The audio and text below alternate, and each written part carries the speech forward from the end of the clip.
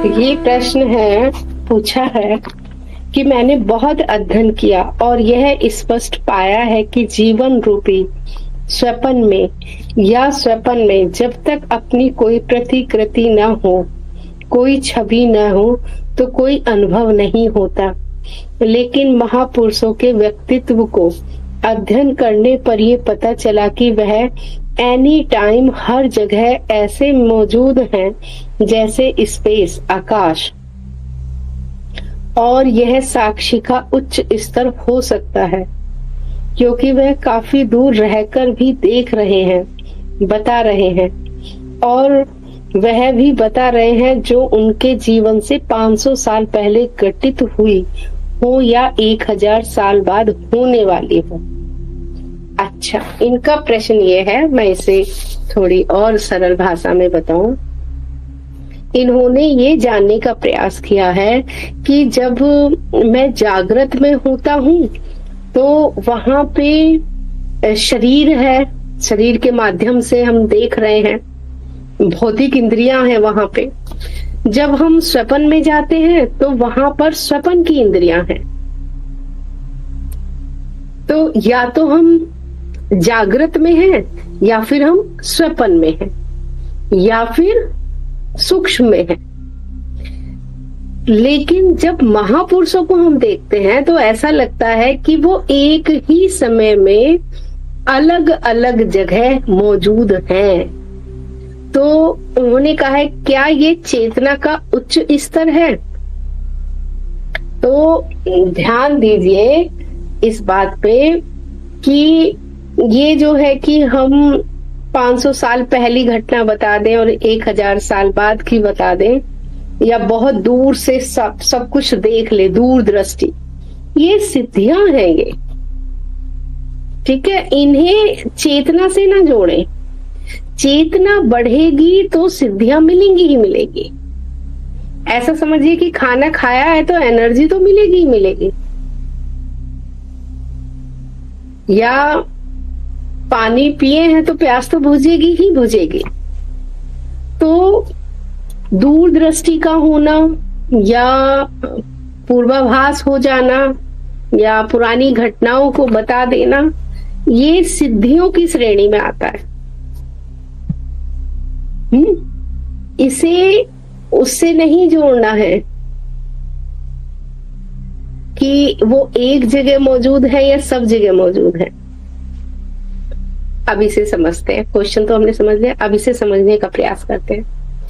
होता क्या है कि हमारी जो चेतना है, वो चेतना जब जागरण में हम हैं, जब जागृत में है तो जागृत में है, और जागृत से स्वप्न में जाने के लिए हमें या तो प्राकृतिक रूप से इंतजार करना पड़ेगा रात का, कि रात होगी, नींद आएगी, फिर हम स्वप्न में जाएंगे, फिर वहां पे हमारी चेतना होगी। तो कितना गैप हो गया ये। या फिर प्राकृतिक रूप से अगर हम सपने में नहीं जा रहे, नींद में नहीं जा रहे, तो अब हम इसे कृत्रिम रूप से भी हम सो सकते हैं। जबरदस्ती नींद को लाके दवाइयों से या ज्यादा खाना खा के, ये हो गया कृत्रिम तरीके नींद आने के, और नींद के बाद फिर सपने में जाने के। तो एक अवस्था से दूसरी अवस्था के बीच गैप है यहाँ पे, और हम उस गैप को बिता के ही, एक अवस्था को बिता के ही दूसरी अवस्था में एंटर कर रहे हैं। जब स्वप्न से, या तो हम जागृत में हैं तो हम स्वप्न तक का वेट करेंगे, तब हम स्वप्न में पहुंचेंगे, या फिर हम सूक्ष्म में जाने का वेट करेंगे, तब हम पहुंचेंगे। यहाँ पे क्या हो रहा है कि उन्हें अब इंतजार करने की जरूरत नहीं है। उन्हें इंतजार करने की जरूरत नहीं है कि जब हम सोएंगे, सपना आएगा, तब फिर चेतना आएगी।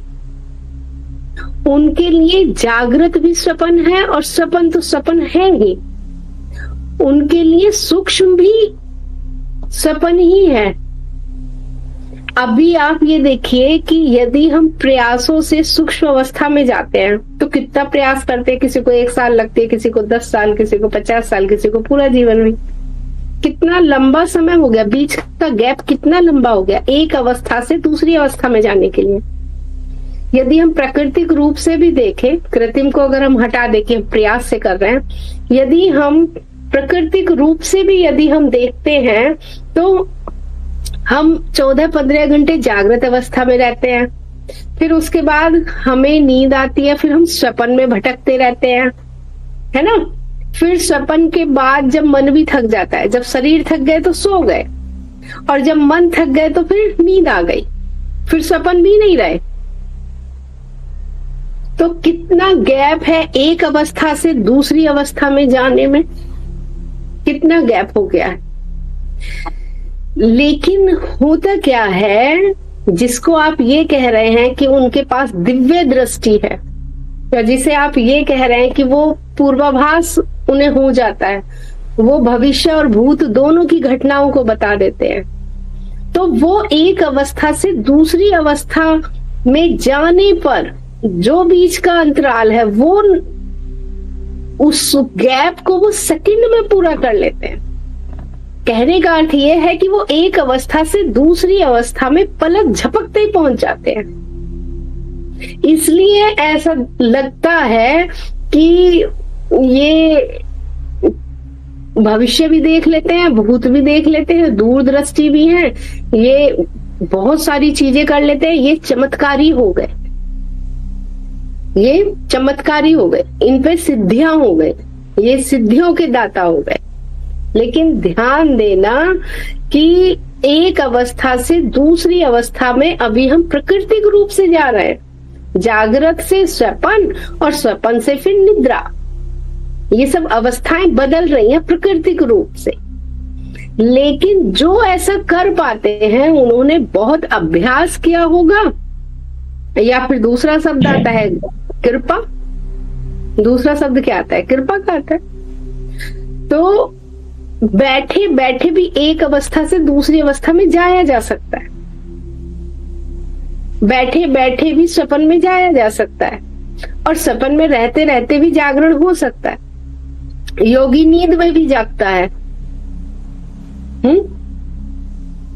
बैठे बैठे यहीं पे जागृत में है शरीर, जागृत में है, भौतिक में है शरीर, जागृत अवस्था में, और यहीं से बैठे बैठे सूक्ष्म में भी पहुंच गए।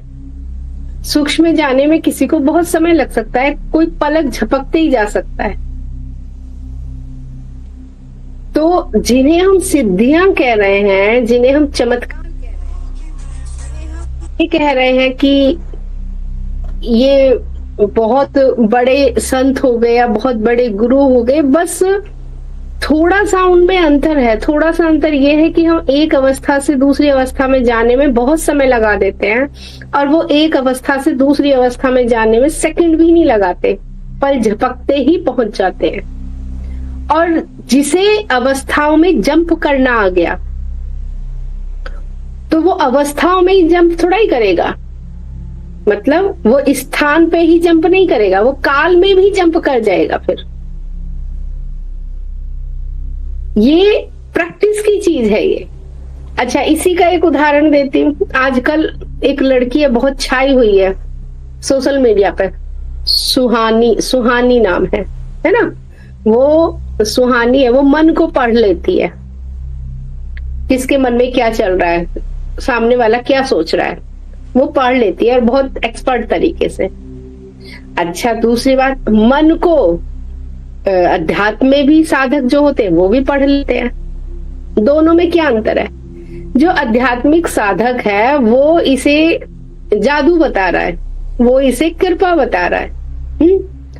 और जो वो लड़की है, जब उससे पूछा गया तो उसने कहा मेरी तो 15, कम से कम 10 से 15 साल का ही मेहनत है।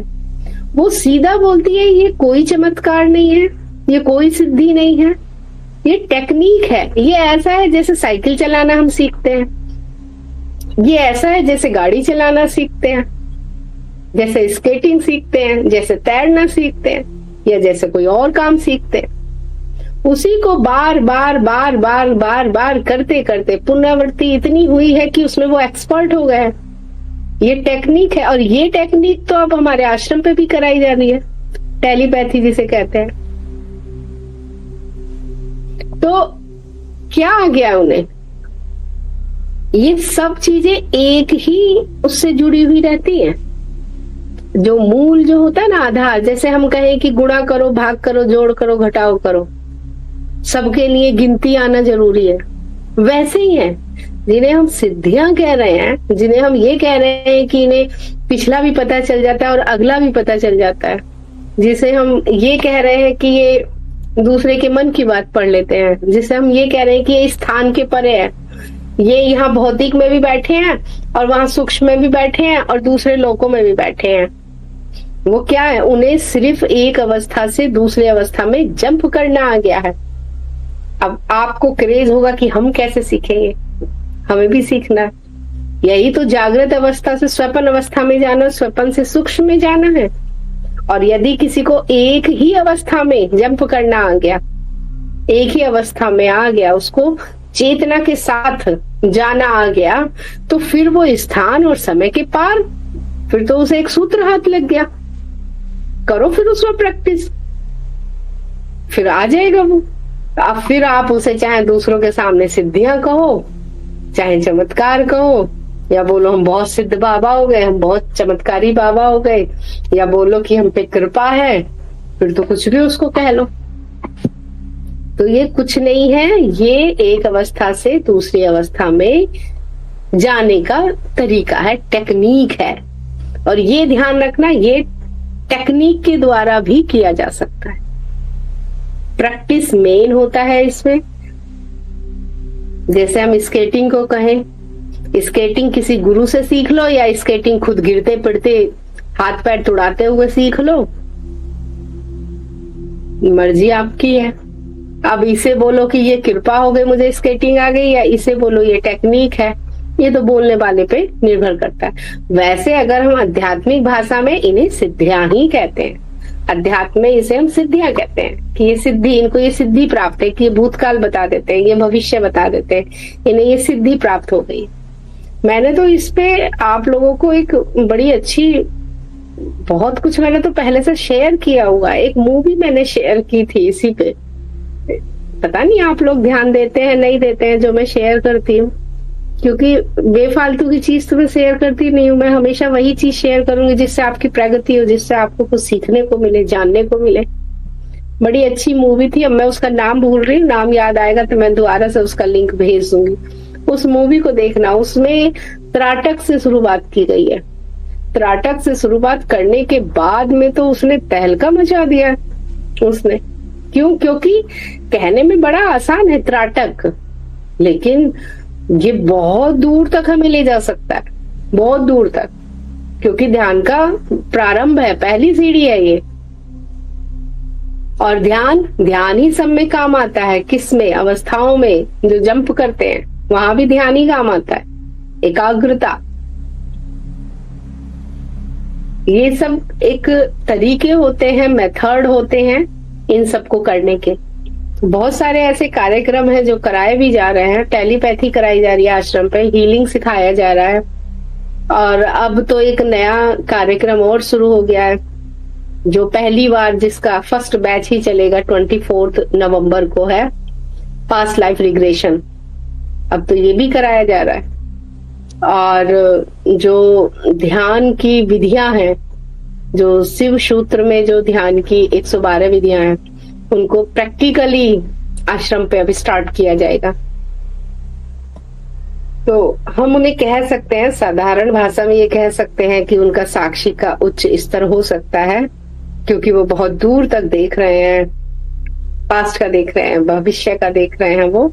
लेकिन ये सब तरीके हैं, इन तरीकों पे तरीकों से चला जाए, स्टेप बाय स्टेप किसी के मार्गदर्शन में चला जाए, तो जरूर आपको भी वो सारी सिद्धियां हासिल हो जाएंगी। अब सिद्धियों से आगे बात करते हैं। सिद्धियों की बात हो गई। हाँ जी, मेरा एक नमस्कार आप जी को। सॉरी मैं आपको डिस्टर्ब कर रही हूँ। प्रणाम सभी को। जी जी। तो प्रणाम। मेरा को टाइम हो गया बंद करने का, मेरी क्लास शुरू हो रही है। तो मैं ये भी एक रिक्वेस्ट करनी चाहिए थी कि मैं पहले भी वो आपको संपूर्ण ज्ञान बोध वार्ता का रिक्वेस्ट किया था कि आप ऑनलाइन करवा सकते हैं, तो उसका कोई जवाब नहीं मिला। देखिए, संपूर्ण ज्ञान कार्यक्रम अभी ऑफलाइन ही हो रहा है। हाँ, जी। अगर मुझे ऐसे 10 साधक मिल जाते हैं जो करना चाहते हैं ऑनलाइन, तो फिर हम इस पे विचार कर सकते हैं। तो जवाब इसीलिए आपको नहीं मिला अभी तक क्योंकि किसी साधक का आया ही नहीं है मेरे पास में। तो प्लीज आप भी अगर अपनी तरफ से डाल दोगे तो हो सकता है कि आपकी तरफ से डाला हुआ उसका और इफेक्ट होता है, और मैंने अपनी तरफ से डाला था ना। तो प्लीज अगर आप एक ट्राई कर लो, हो सकता है जब आप डालेंगे तो रिस्पॉन्स आ जाएगा। हाँ, लेकिन उसके लिए साधक को कुछ तैयारी करनी होती है। आप तैयार हैं? हाँ बिल्कुल, संपूर्ण ज्ञान 100%। कार्यक्रम करने के लिए? हाँ जी। संपूर्ण ज्ञान कार्यक्रम हाँ, करने के लिए कुछ तैयारी करनी होती है साधक को। यस, मैं तो 100% रेडी हूँ। मैंने तो आपको 2-3 दफा रिक्वेस्ट की है ना। रिक्वेस्ट करना अलग है उस हाँ कार्यक्रम को करना अलग है, दोनों बातें हाँ अलग हाँ होती है ना। हाँ, नहीं ठीक है, मतलब रिक्वेस्ट की है कार्यक्रम एक को तो करने के सबसे लिए। पहले, हाँ, सबसे पहले तो ये है कि जो मार्गदर्शन वहाँ दिए जाता है उन्हें फॉलो करना मस्ट होता है, वो ऑप्शनल नहीं होते वो। हाँ जी। हाँ जी। ठीक है, तो वो आप जो optional। इंस्ट्रक्शन है वो बता दो, जो रिक्वेजिशन है उसकी। हाँ, तो मैं उसकी लिख के आपको भेज दूंगी, ग्रुप पे ही भेज दूंगी मैं आपको, क्या ग्रुप पे ही, हाँ क्योंकि जी, वो ग्रुप पे। जो कंडीशन है वो मे भी और मे नॉट भी में नहीं है, वो फुलफिल ही करनी होंगी तभी। ऐसा नहीं जी। है कि ऑप्शन है हमारे पास, ऑप्शनल है कि अच्छा हम करें ऐसा हाँ ना जी। करें, हाँ हाँ ऐसा हाँ, नहीं। ठीक है। क्योंकि हाँ हाँ वो कार्यक्रम ऐसा कार्यक्रम है अपने आप में कि उसके बाद फिर कुछ शेष बचता नहीं है, वो अंतिम हाँ हाँ, है अंतिम ना। तो है, यही तो अब बोला था आपने। हाँ, अंतिम है तो इसका अर्थ ये हुआ कि आपके अंदर जितनी अशुद्धियां हैं हमें सारी की सारी निकालनी ही होंगी कार्यक्रम हाँ खत्म जी। होने से पहले। यस, अच्छा और ठीक है। अशुद्धियां निकालने के लिए हमें आपको इंस्ट्रक्शन देना ही होगा, और ठीक है। इंस्ट्रक्शन जो दिए जाएंगे उन्हें आपको फॉलो करना ही होगा। अब मान लीजिए कि मैं कहूँ कि आपको चाय नहीं पीनी है, मैं एक उदाहरण दे रही हूँ, मैं ऐसा कहूंगी नहीं संपूर्ण ज्ञान कार्यक्रम में कि हाँ चाय नहीं पीनी। हाँ हाँ हाँ। मैं उदाहरण दे रही हूँ कि अगर मैं ये कहूँ कि आपको चाय नहीं पीनी है, तो फिर वहां पे ऑप्शन नहीं है कि हम ब्लैक टी पी सकते हैं, लेमन टी पी लें, या हम्म। ये वाली पी ले, या वो वाली, या ये वाली शक्कर। फिर मतलब नहीं पीनी है तो नहीं पीनी है फिर। हाँ, समझ तो गए समझ गए। वो तो आप वो इंस्ट्रक्शन इसलिए डाल दो। हार्ड हो जाता है हाँ। क्योंकि वो इसलिए हार्ड हो जाता है क्योंकि उस कार्यक्रम में जिम्मेवारी हमारी हो जाती है कि इसके बाद साधक को कुछ और जीवन में ना करना पड़े। तो उसके लिए हाँ हमें थोड़े से रूल्स थोड़े हार्ड होते हैं, इंस्ट्रक्शन होते हैं, और वो मानने ही होते हैं वो। ठीक है। जी जी जी। और ऐसे तो कोई इंस्ट्रक्शन नहीं होते कि जिससे आपका दिनचर्या या आपकी लाइफ बर्बाद हो या डिस्टर्ब हो। होता कोई क्या बात है नहीं। कि हाँ, संकल्प शक्ति साधकों में कम होती है, तो हम संकल्प शक्ति हाँ को हाँ, बढ़ाने के लिए यस करते हैं ये सब प्रयास। यस, ठीक कोई है। बात नहीं, प्लीज वो डाल दो, I would be very thankful. तो प्लीज, क्योंकि मैं चाहती हूँ करना, वो मैंने पहला बहुत बैडली मेरी क्यूरियोसिटी है टू लर्न ऑल दिस। हम्म, ठीक है। हाँ, इंडिया में होती तो फिर मैं तो आपके पास आ ही जाना था। हाँ, है ना, बात तो इतनी लॉन्ग डिस्टेंस की है ना। हम्म, तो संपूर्ण ज्ञान कार्यक्रम का पहला बैच हमारा आश्रम पे होगा, 24 नवंबर को है। इसमें कुछ नियम में बदलाव किया गया है। कुछ जो हम पहले ऑनलाइन कराते थे प्रयोग, उसमें भी कुछ कुछ चेंजेस किए गए हैं। पूरी तरह से जी एक तरह से इसे पूरी तरह से इसे नया ही बनाया गया है, क्योंकि अब इसमें कोई गुंजाइश नहीं छोड़ी गई है कि साधक, क्योंकि कार्यक्रम ही 9 महीने का हो गया है ना, 9 महीने का ठीक है। कार्यक्रम है, तो उसमें कोई गुंजाइश नहीं छोड़ी गई है कि इसके बाद भी यदि साधक भटक रहा है तो फिर संपूर्ण ज्ञान कार्यक्रम का क्या अर्थ हुआ, कोई अर्थ नहीं ठीक ठीक है। है। ठीक है, मैं क्षमा मांगती हूँ, मेरी क्लास स्टार्ट हो रही है। Thank you so much. So जी थैंक यू, धन्यवाद बहुत बहुत आपका। थैंक यू, सभी को प्रणाम। जी, आगे बढ़ते हैं अब हम। हाँ, एक ये विषय है जिसको मैं कि उसमें डाला था मैंने, जो हम मॉर्निंग में डालते हैं ना कोटेशन, उसमें ये डाला था कि अज्ञानी की दृष्टि जहां जहां जाती है वहां वहां पर अंधकार बढ़ने लग जाता है, या वहां वहां पर माया का जाल फैलने लग जाता है, वहां वहां पर माया बढ़ने लग जाती है। पहले तो हम ये वाली लाइन है, फिर दूसरी लाइन है, और ज्ञानी की दृष्टि जहां जहां जाती है वहां अंधकार खत्म हो जाता है, माया का जो फैलाव है वो सिकुड़ने लग जाता है, और यहाँ तक कि माया गायब ही हो जाती है। तो अज्ञानी जो चीज नहीं है, अब आप लोग सब जानते हैं कि माया है ही नहीं, माया तो मिथ्या है। जब माया मिथ्या है और अज्ञानी की दृष्टि जब उस पे पड़ती है, जो चीज है ही नहीं, तो वो चीज भी भौतिक रूप से प्रकट हो जाती है। जब अज्ञानी की दृष्टि जब पड़ती है माया पर, जो कि है ही नहीं, मात्र प्रतीति है, जब अज्ञानी की दृष्टि उस पे भी पड़ती है तो वो उसको भी प्रकट कर लेता है, वो उसको भी रच लेता है, रचना कर देता है, उसको भी भौतिक रूप से वो उसको प्रेजेंट कर देता है। इसका जस्ट उल्टा है ज्ञानी। जो चीज है ही नहीं, जब उसको प्रकट किया जा सकता है, तो जो प्रकट है उसे गायब भी किया जा सकता है। तो वो काम कौन करता है? वो काम ज्ञानी करता है। इसको थोड़ा सा और अच्छे से समझते हैं। जैसे कि एक रस्सी है, कमरे में अंधेरा है, तो रस्सी में सर्प दिखाई दे रहा है, सर्प वहां है नहीं, सर्प वहां है ही नहीं। तो हम ये कहेंगे कि जो अंधा है, जिसे आंख से साफ नहीं दिखाई दे रहा है, क्योंकि अंधकार भी है साथ में और उसे दिखाई भी नहीं दे रहा, इसलिए वो उसे सांप नजर आ रहा है वहां पे। तो जो चीज नहीं भी है, सांप वहां है ही नहीं, फिर भी उसने गढ़ लिया, उसे गढ़ ही नहीं लिया, उसका अनुभव भी कर रहा है कि देखो हिल भी रही है, चाहे वो हवा से हिल रही हो। तो इसका उल्टा क्या हुआ? इसका उल्टा ज्ञानी हुआ। ज्ञानी ने क्या करा? लाइट जलाई, लाइट जला के रोशनी हो गई। तो जो चीज थी ही नहीं, हम कैसे कहें कि ज्ञानी ने उसे खत्म कर दिया? हम कैसे कहें कि ज्ञानी ने उस सांप को मार दिया? अरे मारता तो जब सांप होता, सांप तो वहां है ही नहीं। तो क्या हुआ? अंधकार मिट गया और जो जैसा है वैसा स्पष्ट दिखाई दे गया। भ्रम नहीं रहा अब किसी भी तरह का। तो ये जो कोटेशन जो मैंने डाली थी, इसी पे मुझे किसी ने मैसेज भेजा था कि मुझे इसका अर्थ नहीं समझ में आया। आप क्या क्या कहा आपने यहाँ पे? आपने ये कहा कि अज्ञानी की दृष्टि जहां जाती है माया का फैलाव शुरू हो जाता है, और ज्ञानी की दृष्टि जहां जाती है वहीं माया गायब हो जाती है, या माया का फैलाव सिकुड़ने लग जाता है।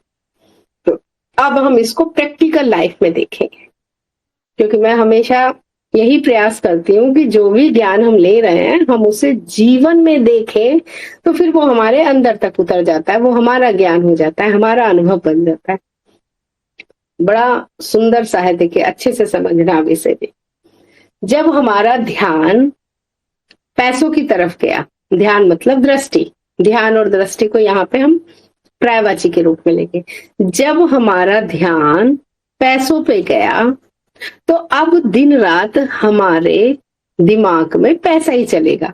हमारे विचार पैसे से संबंधित आएंगे, कौन सा बिजनेस करूं, कैसा करूं, नौकरी करूं, कहां से करूं, कौन सी वाली करूं, पैसे से संबंधित आ रहे हैं। हमारे भाव पैसे से संबंधित उठेंगे, हमारी कल्पनाएं पैसों से संबंधित होंगी। मतलब हमारी पूरी मानसिक क्रियाएं पैसे के इर्द गिर्द घूमने लगेगी। और जब मानसिक क्रियाएं पहले विचारों में उठती है, कोई भी चीज मानसिक स्तर पर उठती है, जब वही चीज मानसिक स्तर पर उठेगी तो शारीरिक रूप से तो फिर उसी की तरफ ही कार्य होगा। तो फिर पैसा कमाने के लिए घर से बाहर भी निकलेंगे, जो जतन कर सकते हैं वो करेंगे, दिन रात मेहनत भी करेंगे।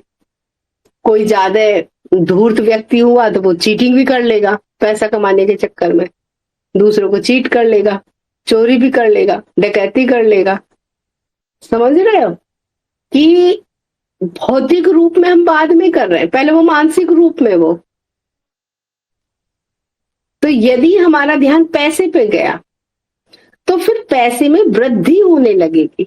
अब वृद्धि जो हो रही है उसका तरीका नैतिक है या अनैतिक, ये उस व्यक्ति पे निर्भर करता है, लेकिन वृद्धि हो जाएगी धन में, ये निश्चित है। अगर ध्यान धन पे गया तो धन में वृद्धि हो जाएगी, ये निश्चित है।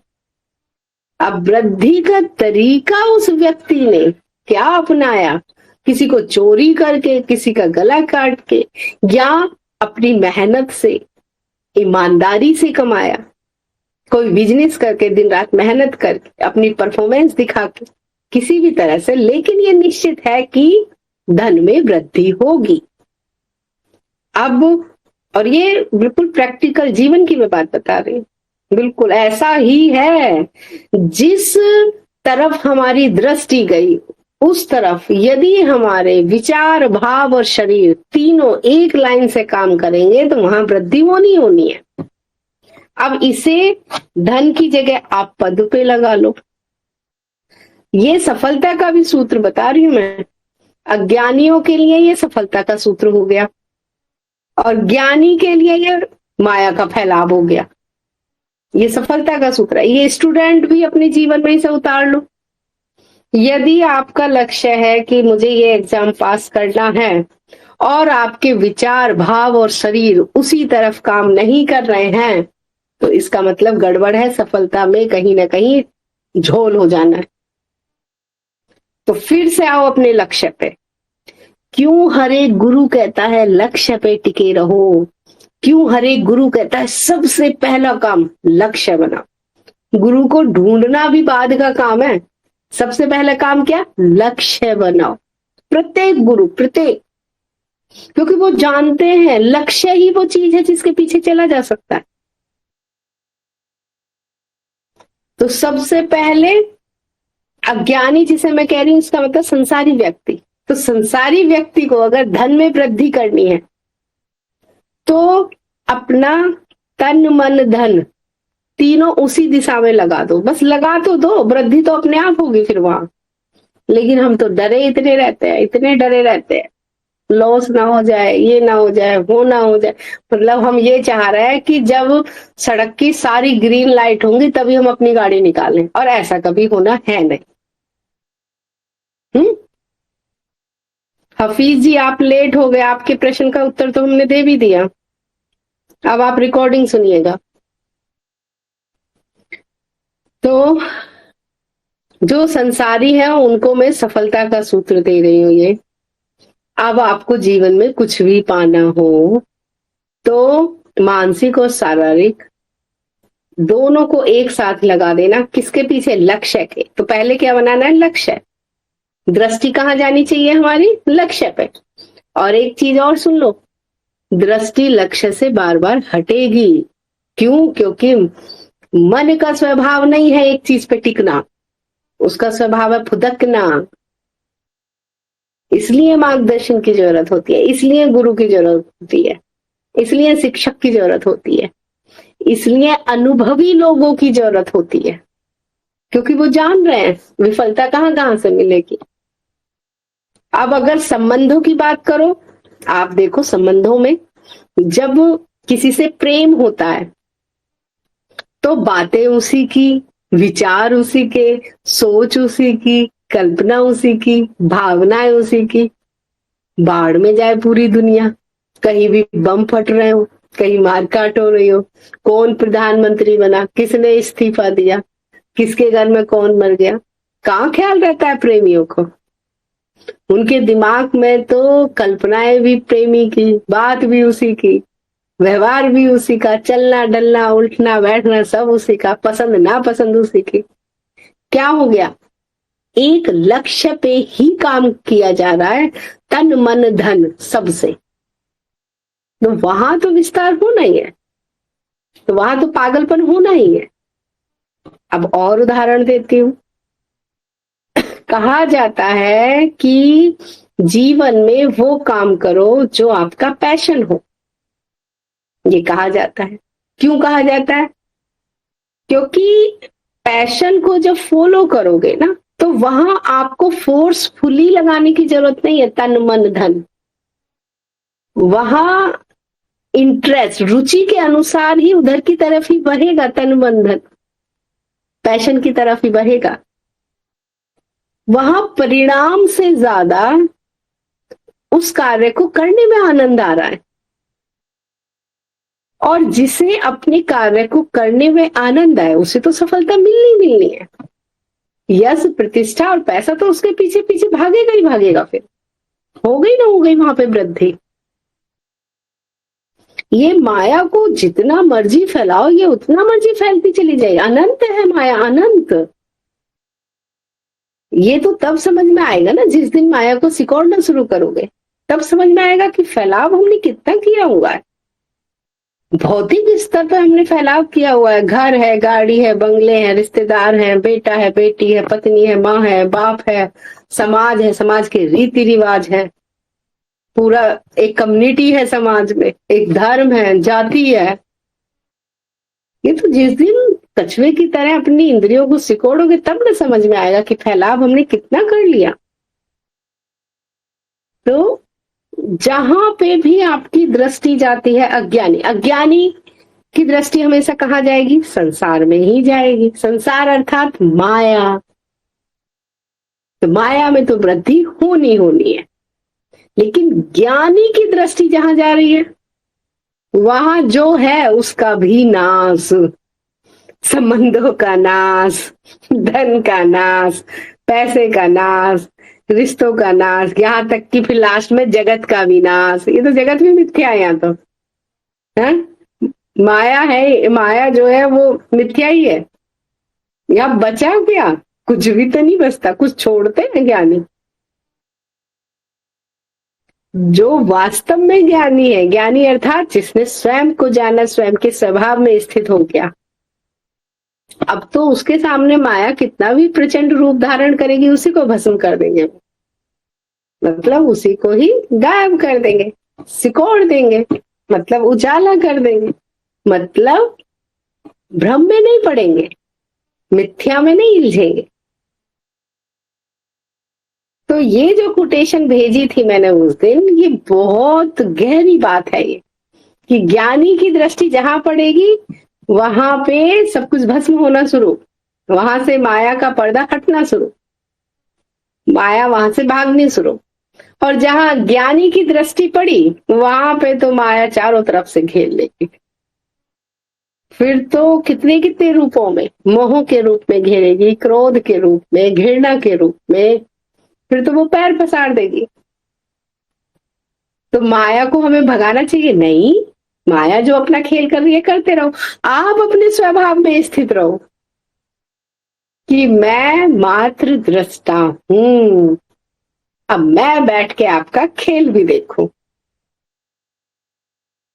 बस फिर माया कुछ नहीं करेगी। और जहां ये ले आए कि मैं हूं, दृष्टावस्था छोड़ो, मैं हूं, वहां तो माया अपने दलदल में फिर से फंसा दे, फिर से। और एक पहचान और देखो, साधकों की जो है ना परीक्षाएं होती हैं, जैसे जैसे वो अध्यात्म में प्रगति करेंगे साधक, या तो उनको बहुत कष्ट आने शुरू हो जाएंगे, क्योंकि माया दुख दे के भी आजमाती है, और या फिर उनको बहुत सुखाना शुरू हो जाएगा, पैसे का, प्रतिष्ठा का, रिश्तों का, प्रेम का, चारों तरफ से बरस जाएगी माया। क्यों? फिर से आजमाया जा रहा है आपको कि दुख में तो फिर भी याद कर लिया जाता है परमात्मा को, दुख में तो फिर भी हम अपने स्वभाव में स्थित हो सकते हैं। जो सुख में अपने स्वभाव में स्थित हो गया, फिर माया उसका क्या बिगाड़ेंगी? फिर क्या बिगाड़ेंगे? जिसके पास पैसा नहीं है वो ये कहे पैसा तो बेकार चीज है, तो उसकी बात में दम नहीं है।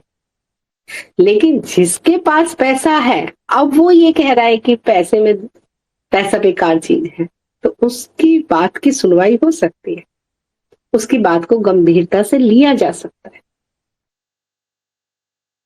तो यदि कोई अज्ञानी ये कह रहा है कि माया तो बेकार है, माया तो है ही नहीं, माया तो मिथ्या है, माया तो दलदल है, माया तो जाल है, तो फिर वो बेकार की बात कर रहा है, बकवास कर रहा है, रटी रटाई।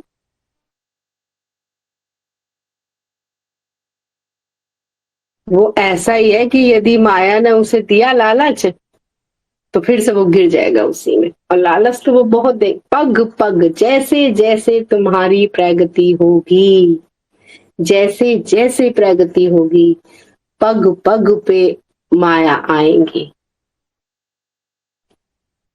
पूरे धन के भंडार खोल देंगी, अब पूरी अप्सराएं जमीन पर उतार देंगी, मेनका और उर्वशी, जैसे जैसे अध्यात्म में प्रगति होगी। लेकिन यदि वहां पे भी साक्षी को साध लिए, एक मुझे वो याद आती है स्टोरी कि जब गौतम बुद्ध को जब आत्मज्ञान हुआ, तो ये स्टोरी है उनकी कि वहां पर कौन आए थे, कोई आए थे शायद, कोई अप्सरा का ही जिक्र है या अप्सरा का ही शायद जिक्र है। तो गौतम बुद्ध ने उनसे कहा कि आपने आने में लेट कर दिया, यदि आप पहले आते, 6 साल पहले आते, तो शायद मैं आपकी तरफ आकर्षित भी हो जाता। अब तो आपने बहुत लेट कर दिया, अब तो मैं जान गया आपका राज, अब तो मैं इस माया का राज जान गया। तो फिर भयभीत नहीं होते, माया से भयभीत नहीं होते हैं। माया को जान लेना ही माया के पार हो जाना, उसे भगाना, उसे नष्ट करना नहीं है। और उसे जान लेना ही माया के पार हो जाने का मतलब है कि अब उसका होना ना होना बराबर हो गया, वो है या नहीं है बराबर हो गया। तो ये बड़ा अच्छा था। ये अभी जो नवरात्रे गए हैं उसी में आया था ये ज्ञान। तो ये चीज ध्यान रखना, अगर किसी को बताना हो तो बता देना, संसार में सफलता कैसे मिलेगी। और जो ज्ञानी है, जो अपने स्वभाव में स्थित है, उनके लिए तो कोई मायने ही नहीं रखता सफलता विफलता, मिले ना मिले, क्या मिले ना मिले। कोई और भी प्रश्न है किसी का?